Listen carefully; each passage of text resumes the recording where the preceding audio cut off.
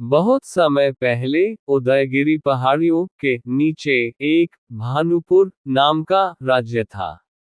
वहां का राजा महर्षिराज बहुत दयालु और मेहनती राजा था, जिसकी वजह से पूरे राज्य में खुशहाली थी। भानुपुर राज्य में एक कोकिला नाम की कोयल थी, जो बहुत मधुर गीत गाने के लिए जानी जाती थी। कोयल का गाना सुन के भानुपुर का हर एक व्यक्ति झूम उठता। सभी लोग वहां आनंद से अपना जीवन जीते।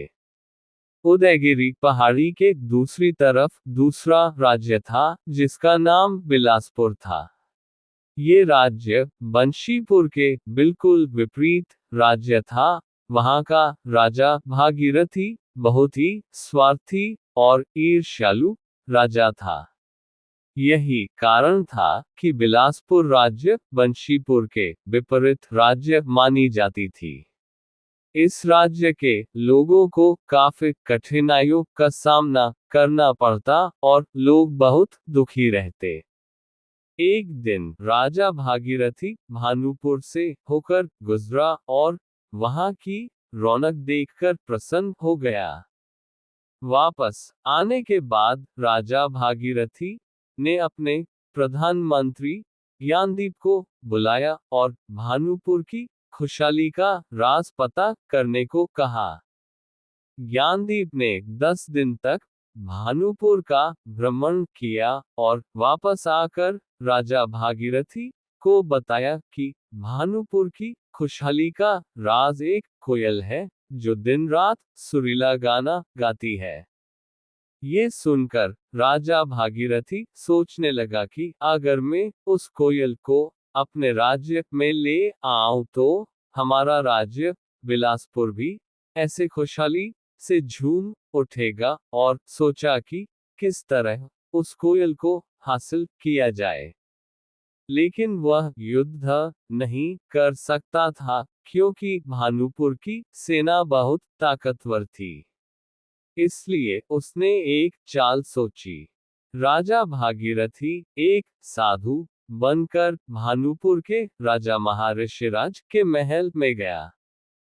साधु को आया देखकर महर्षिराज ने उसका खूब अतिथि सत्कार किया। अगले दिन वापस आने से पहले साधु के भेष में राजा भागीरथी ने महर्षिराज से कुछ दिनों के लिए कोकिला को अपने साथ ले जाने की इच्छा प्रकट की। महर्षिराज को कोकिला देने की बिल्कुल इच्छा नहीं थी, पर साधु को मना करना उन्हें ठीक नहीं लगा और उन्होंने कोकिला को राजा भागीरथी के साथ जाने दिया। वापस आकर राजा भागीरथी ने कोकिला को सोने के पिंजरे में डाल दिया और उसका गाना सुनने का इंतजार करने लगा। इंतजार करते करते 1 महीने बीत गए, पर कोकिला के कंठ से कोई आवाज नहीं निकली। राजा भागीरथी इसका समाधान पूछने अपने राज्य के एक तपस्वी जगत गुरु बाबा के पास गए। वहां जगत गुरु बाबा ने उससे समझाया कि भानुपुर की खुशहाली का राज कोकिला नहीं, बल्कि राजा महर्षिराज का दयालु और मेहनती स्वभाव है। जगत गुरु बाबा ने भागीरथी से अपने स्वार्थी स्वभाव को छोड़कर कोकिला को वापस लौटाने की सलाह दी। राजा ने जगत गुरु बाबा की बात मानी और कोकिला को राजा महर्षिराज को वापस लौटा दिया और मेहनती के साथ दयालु राजा बन गए। कुछ दिन बाद बिलासपुर भी समृद्ध और खुशहाल राज्य बन गया। नैतिक शिक्षा: इस कहानी से हमें ये सीखने को मिलता है कि अगर हमारे अंदर कोई दुर्व्यवहार है तो हम जितना भी चाहें उसे बाहर से ठीक नहीं कर सकते। हमें खुद को सुधरना ही पड़ेगा। एक बार की बात है, एक सुदूर राज्य में एक बहुत ही खूबसूरत रानी रहती थी। रानी बहुत दयालु थी और हमेशा अपने राज्य के लोगों की भलाई के लिए काम करती थी। लेकिन रानी को एक बात का बहुत दुख होता था। वो ये कि उसके राज्य के लोग बहुत गरीब थे। एक दिन रानी महल से निकलकर राज्य के बाजार में घूमने गई। वहां उसने एक छोटे से लड़के को देखा जो बहुत दुखी लग रहा था। लड़के के कपड़े भी पुराने और गंदे थे और उसके पैरों में जूते नहीं थे। रानी उस लड़के के पास गई और उससे पूछा, बेटा, तुम इतने उदास क्यों हो? लड़के ने बताया कि मैं बहुत भूखा हूँ रानी माँ। मेरे पास खाने के लिए कुछ भी नहीं है। रानी का दिल पिघल गया।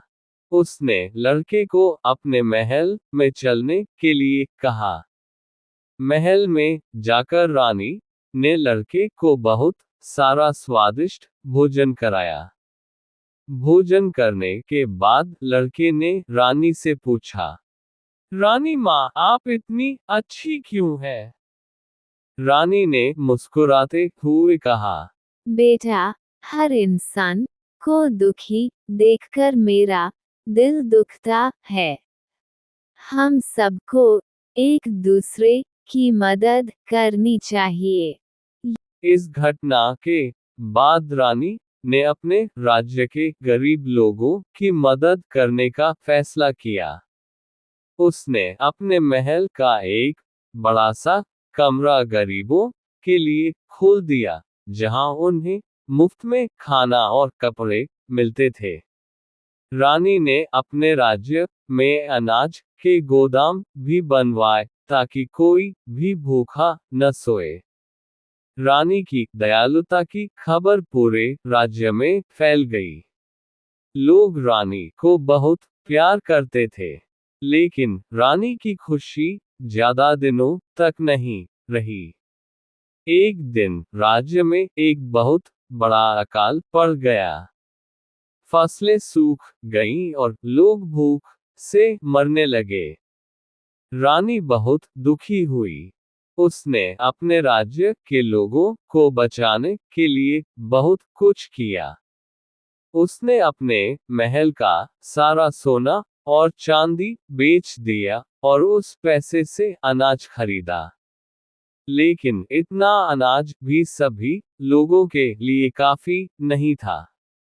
तब रानी ने एक बहुत बड़ा फैसला लिया। उसने अपने सभी आभूषण भी बेच दिए और उन्हें गरीबों में बांट दिए।